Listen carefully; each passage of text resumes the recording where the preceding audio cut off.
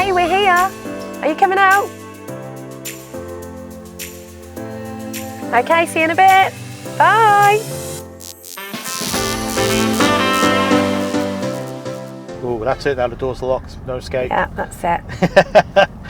So, what's your name? Where'd you come from? All of that? So, my full name is Dale Ian Paul Knighton. My initials are Dip. Dip Knighton. How long have you been working at Gabriel Court then? Just shy of 2 years now. It's been a complete career change though to go to Gabriel Court. My role is activities, so it kind of goes hand in hand to stuff I've done before. Anyone that knows me will tell you I'm a busy bee. Took on a youth club and a food bank, swapped careers from hospitality into the care sector. I guess you could kind of say that the hospitality side of it does kind of make its way into your activities role actually though, doesn't it? I think it kind of gives me that swagger, like the welcome approach. Yeah. I guess you can't be too shy either, can you? So, believe it or not, I am extremely shy. The first couple of months of my job, oh my gosh, in activities, I was a nervous wreck. But you wouldn't think it. I used to do a bit of singing back in the day. Well, how about you give us a little bit of a song now then? Eleanor Rigby picks up the rice in a church where a wedding has been.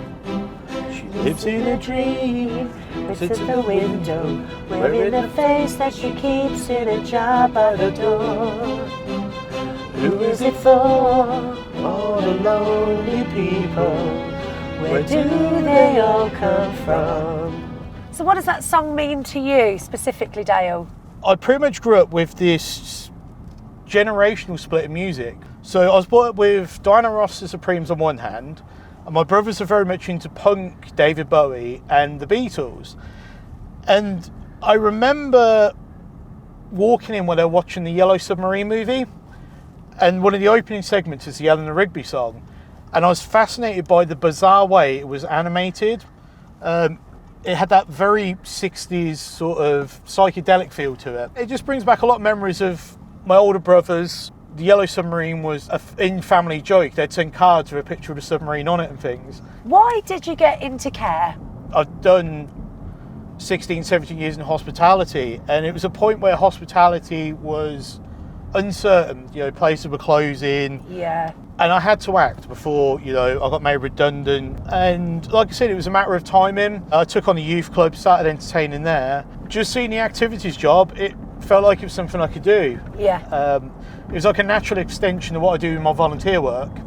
What would you say is the most rewarding thing about the job? The whole family dynamic. It doesn't feel like work, which makes it more rewarding. If you achieve something, you achieve it as a group and as a family.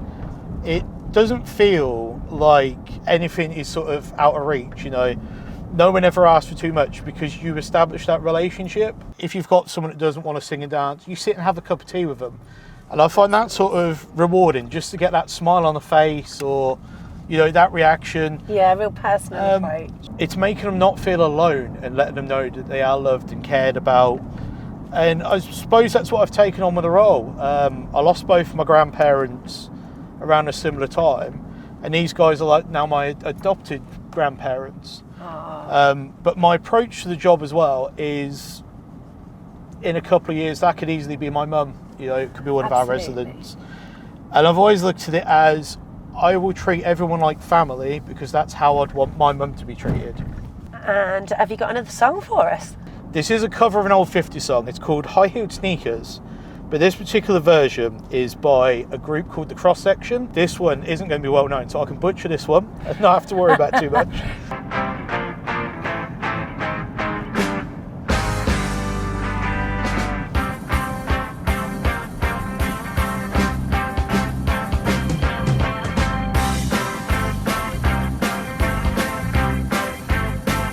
Put on your red dress, baby, because we're going out tonight.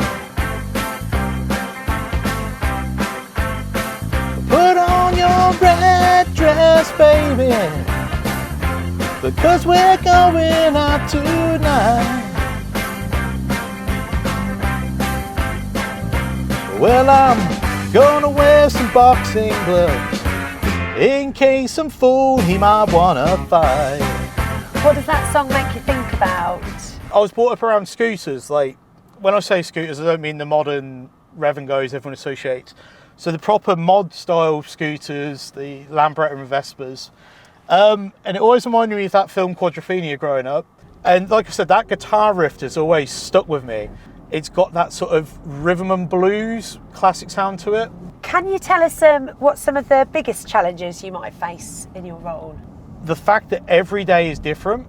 You can plan the job. You never know what sort of mood anyone's going to be in. So the biggest challenge is preparing for the unexpected.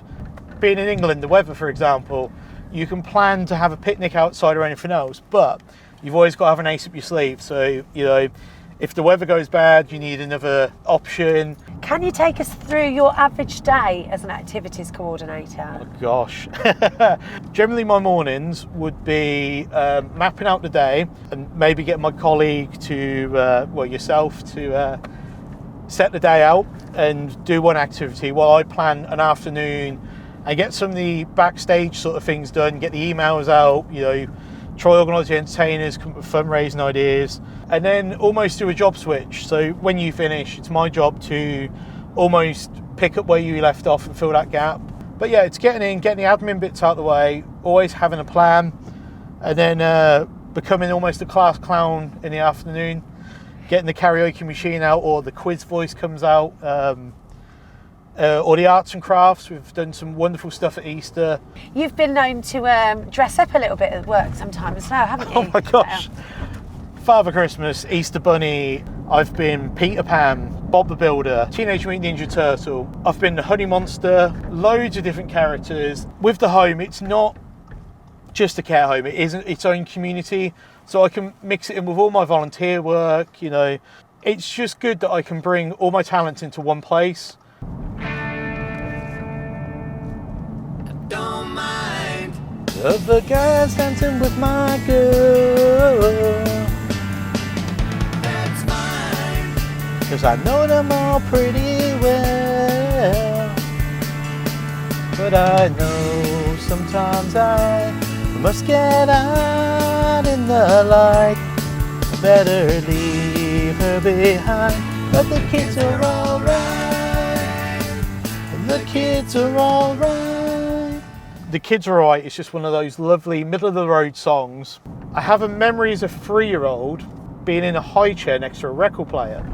But the actual record label in the middle was a Mod Parker, and it didn't even have The Who on it, it just had Who written.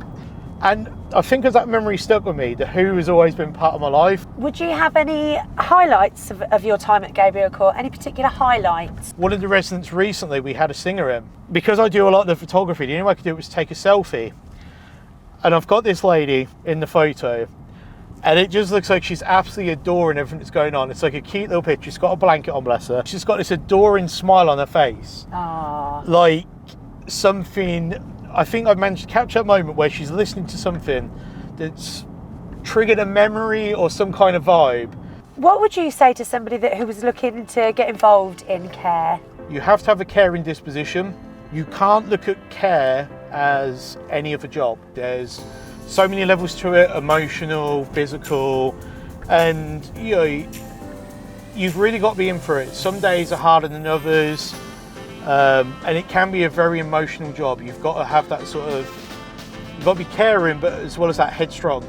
You've got to be adaptable because your residents are changing, you know, and their situations change. So you've got to be open-minded, and you know, for me, it changed my outlook on life.